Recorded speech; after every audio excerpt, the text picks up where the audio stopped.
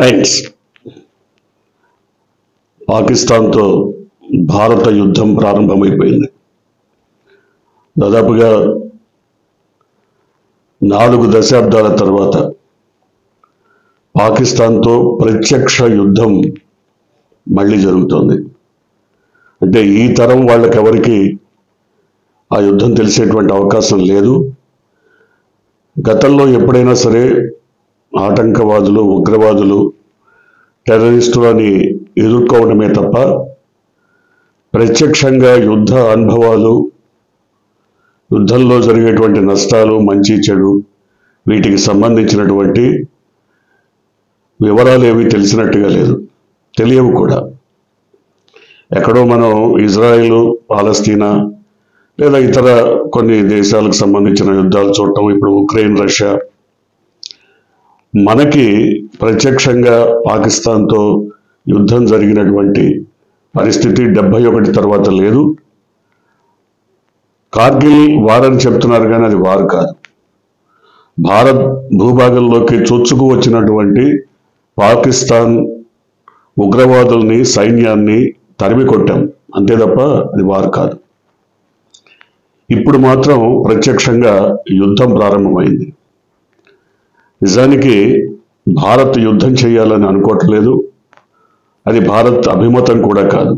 కానీ ప్రతిసారి కవ్వింపు చర్యలతో, భారత్పై మిజైల్స్తో విరుచుకుపడి ఏదో సాధించాలని ప్రపంచం ముందు తను కూడా ఒక గొప్ప దేశమని నిరూపించుకోవాలని పాకిస్తాన్ భావించడం వల్లనే ఈ రకమైన యుద్ధోన్మాదంతో ఈరోజు దాడికి దిగింది.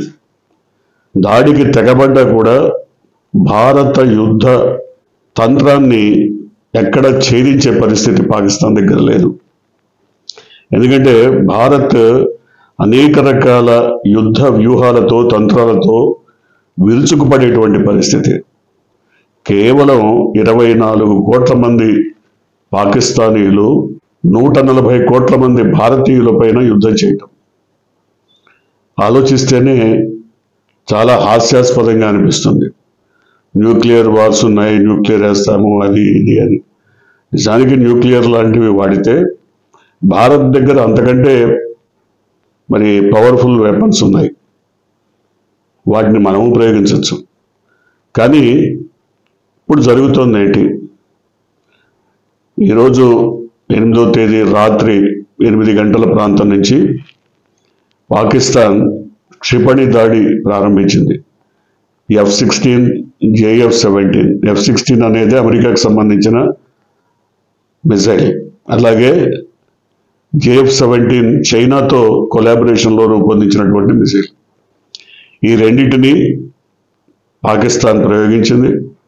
రెండింటిని గగనతలంలోనే తుత్తునియలు చేసినటువంటి భారత్, ఆ పైలట్లు లొంగిపోయారు, వాటికి సంబంధించినటువంటి పైలట్లు లొంగిపోయారు. భారత్ మాత్రం మానవరహిత క్షిపణులను, మానవరహిత బాంబర్స్ని ప్రయోగిస్తోంది. ఎందుకంటే మన వాళ్ళని రంగంలోకి దించడానికి భారత్ అంత సిద్ధపట్టలేదు. తాజాగా అందిన సమాచారం ప్రకారం భారత నేవీ కూడా మరి తన వంతు పాత్రను పోషించింది. కరాచీ పోర్టుని, సీ పోర్టుని ధ్వంసం చేసేసాం. INS విక్రాంత్ పైనుంచి వెళ్ళినటువంటి మిజైల్స్ కరాచీ పోర్టుని మొత్తం ఎక్కడికెక్కడ ధ్వంసం చేసింది. కరాచీ పోర్టు ధ్వంసం అవడం వల్ల ఏంటంటే పాకిస్తాన్కు మరి క్రూడ్ ఆయిల్ కానీ, పెట్రోల్ కానీ, ఇతరత్ర ఏదైనా సరే సరఫరా కావడానికి కరాచీ పోర్టు కీలకమైనటువంటిది. సో కరాచీ పోర్టు పోతే మరి అక్కడి నుంచి ఎగుమతి దిగుమతులు ఏముండవు. అక్కడికి అసలు యుద్ధ నౌకలు కాదు, మామూలు బోట్స్ కూడా వెళ్ళే పరిస్థితి ఉండదు. సో ఆ రకంగా కరాచీ పోర్టు పోయింది. ఇప్పుడు యుద్ధాన్ని ప్రేరేపించి, యుద్ధాన్ని కోరుకొని, వాంఛించి, యుద్ధోన్మాదంతో రంగంలోకి దిగిన పాకిస్తాన్ సరిహద్దు ప్రాంతంలో, దాదాపు మనకి భారత్కి 3500 కిలోమీటర్ల వరకు సరిహద్దు ఉంది. సరిహద్దు ప్రాంతంలోని జనావాసాలపైన విరుచుకుపడి దాదాపు పూంచ్ ప్రాంతంలో ఇప్పటికే 16 మంది చనిపోయారు. 43 మంది వరకు క్షతగాత్రులై ఉన్నారు. వాళ్ళలో 15 మంది పరిస్థితి సీరియస్గా ఉందని చెప్తున్నారు. ఇదంతా చూసిన తర్వాత భారత్ యుద్ధం ప్రకటించలేదు. భారత్ ఇంతవరకు యుద్ధం ప్రకటించలేదు. కారణం, ఇది టెర్రరిస్టుల పనిగానే భారత్ చెప్తోంది. ఎందుకంటే ప్రజాస్వామ్య పద్ధతిలో ఎన్నికైనటువంటి ఇమ్రాన్ ప్రభుత్వాన్ని కూల్చేసి షెహబాజ్ షరీఫ్ ఎప్పుడైతే ప్రధానమంత్రిగా వచ్చాడో ఆయన ఒక పప్పెట్, ఒక తోలుబొమ్మలాగానే పనిచేస్తున్నాడు. కానీ నిజానికి హాషిమ్ మునీర్ ఏదైతే ఉన్నాడో సైన్యాధ్యక్షుడు, ఆయనే మొత్తం ఉగ్రవాదాన్ని ప్రోత్సహించి ఉగ్రవాదుల్ని వెంట పెట్టుకొని ఉగ్రవాదాలని ముందు పెట్టి తను వెనక సైన్యాన్ని నడుపుతూ పాకిస్తాన్ని భారత్ మీద యుద్ధానికి పురిగొల్పాడు. సో ఆయన ఏప్రిల్ దాదాపు 16-17 తేదీల్లో ఇచ్చినటువంటి ఒక ప్రకటన చూస్తే యుద్ధోన్మాదమే కాదు, మతోన్మాదం కూడా ఆయనలో తలకెక్కింది. నిజానికి మునీర్ మూలాలన్నీ భారత్కు సంబంధించినవి. కానీ ఆయన మతోన్మాదంతో యుద్ధోన్మాదంతో పెట్టిరిగిపోయి కేవలం ఉగ్రవాదుల్ని వెంట పెట్టుకొని ఉగ్రవాదుల అండ చూసుకొని వారిని ముందు పెట్టి యుద్ధం చేయడానికి సన్నద్ధమైనటువంటి స్థితిలో భారత్ దీన్ని ఉగ్రవాద దాడిగానే ఉగ్రవాద చర్యగానే పేర్కొంది.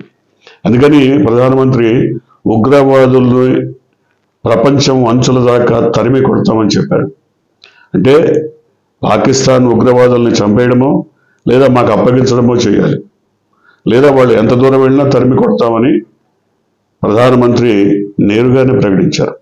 అంటే ఇప్పుడు దీన్ని భారత్ మాత్రం యుద్ధంగా చెప్పట్లేదు, ఇది ఉగ్రవాదుల ఏరివేతగానే చెప్తోంది.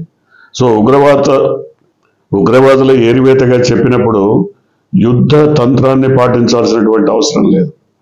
అయినప్పటికీ S-400 మన దగ్గర ఒక యుద్ధ తంత్రం ఉంది.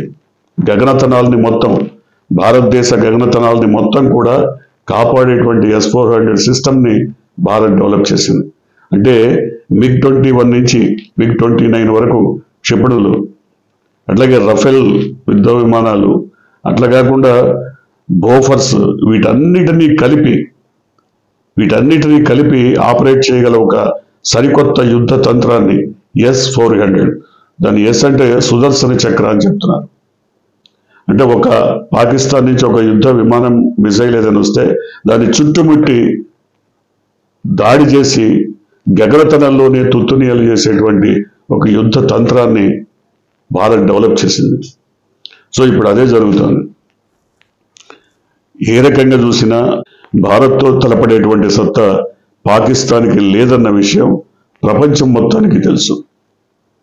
ఇవాళ F-16 యుద్ధ విమానాలని కొన్ని క్షణాల్లోనే నేలగూల్చిన పరిస్థితుల్లో అమెరికా పాకిస్తాన్ పైన తీవ్రమైన ఒత్తిడి తీసుకొస్తుంది.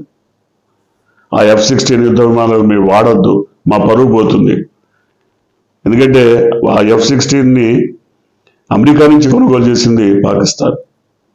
వాటిని వినియోగించడం చేతగాక కొంత, వాటి శిక్షణ లేక కొంత, లేదా వాటి సామర్థ్యం ఏంటో తెలియక కొంత, మొత్తం మీద F-16 ఎందుకు పనికిరాని యుద్ధ విమానం అని దాదాపుగా తేల్చేసినటువంటి పరిస్థితి. అమెరికా వద్దు, వాటిని వాడొద్దని పాకిస్తాన్ మీద ఒత్తిడి తీసుకొస్తుంది. అదొక్కటే కాదు, ఇవాళ JF-17 కూడా అంతే. చైనా నుంచి తీసుకొచ్చినటువంటి వాటిని, మిజైల్స్ని, వాటిని క్షిపణుల దాడి కోసం ఉద్దేశించిన వాటిని కూడా ప్రయోగించడానికి సరైనటువంటి యుద్ధ తంత్రం లేదు, శిక్షణ లేదు. అవి సాంకేతికంగా పనికి రావు అని దాదాపుగా తేలిపోయింది. సో ఇప్పుడు భారత్ ఒక పక్క సంయమనం పాటిస్తూనే కేవలం ఉగ్రవాదుల్ని ఏరివేత కోసమే మేము ఇంతగా తెగించి పోరాడుతున్నామని చెప్తూనే దాదాపుగా పాకిస్తాన్లో మరొక కీలకమైనటువంటి యుద్ధ తంత్రాన్ని ప్రయోగించింది. ఏకకాలంలో ఇటు మనం పాకిస్తాన్ మిజైల్ దాడిని ఎదుర్కొంటూనే అటు పక్క బలూచిస్తాన్ పాకిస్తాన్ సైన్యం మీద యుద్ధాన్ని ప్రకటించింది. పాకిస్తాన్లో ఉన్నటువంటి liberation army, Balochistan liberation army యుద్ధాన్ని ప్రకటించడమే కాదు, పాకిస్తాన్ జెండాని పీకేసి బలూచిస్తాన్ జెండాన్ని ఎగురవేసింది. ఇవాళ బలూచిస్తాన్కి ఒకవేళ ఏదన్నా అవసరమైతే ప్రత్యేక రాజ్యంగా అవతరించడానికి భారత్ సహాయం చేయటానికి సిద్ధంగా ఉంది. తద్వారా బంగ్లాదేశ్ విడిపోయినట్టుగా 1971లో పాకిస్తాన్ నుంచి బంగ్లాదేశ్ విడిపోయినట్టుగా ఇవాళ పాకిస్తాన్ నుంచి బలూచిస్తాన్ విడిపోయే పరిస్థితి. పాకిస్తాన్ భూభాగంలో 53% బలూచిస్తాన్ అండర్లో ఉంది. 53% భూభాగం కోల్పోయేటువంటి పరిస్థితి.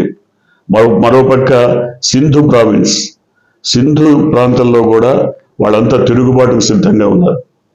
ఆ ప్రాంతం అంతా కూడా మరి భారత్ మద్దతుతో యుద్ధం చేయడానికి సిద్ధంగా ఉంది.